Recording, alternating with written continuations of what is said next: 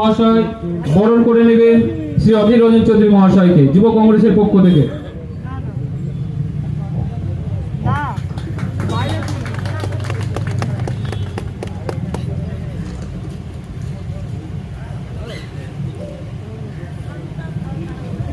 মুর্শিদাবাদ বিধানসভার কনভেনার জহুরুল হক মহাশয়কে বরণ করে নেবেন।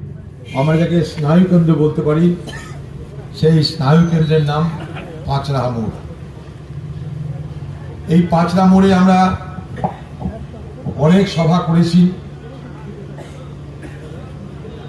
আজও একটা সেই রকম ভাবেই সভা করবার সুযোগ পেয়ে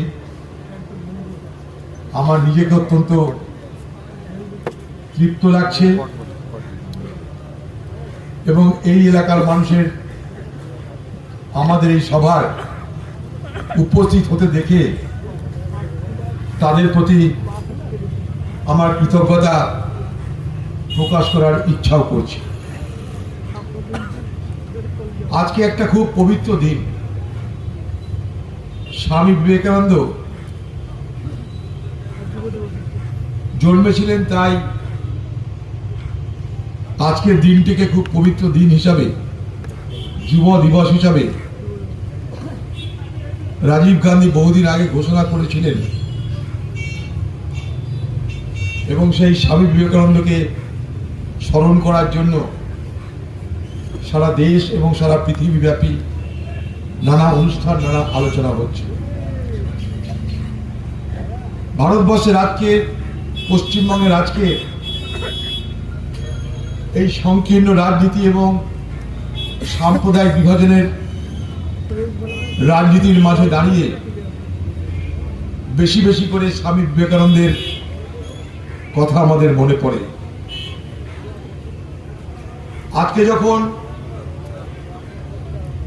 আমাদের জীবনকে নতুন করে নতুনভাবে পরিচিত করানোর জন্য কিছু শক্তি সক্রিয় হয়ে যায়, এই সমাজকে, এই রাজ্যকে, এই শহরকে, এই জেলাকে তুমি হিন্দু না তুমি মুসলমান তার উপরে নির্ভর করে ভোট দাও, এই ভাবনার দ্বারা আক্রান্ত করা হয়, তখন প্রকৃত অর্থে সমাজটা দুর্বল হয়ে যায়।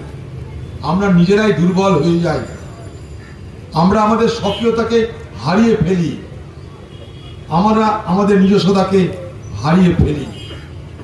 সেই জায়গায় দাঁড়িয়ে স্বামী বিবেকানন্দ আমাদের কাছে অনেক বড় আশ্রয়। যিনি বলেছিলেন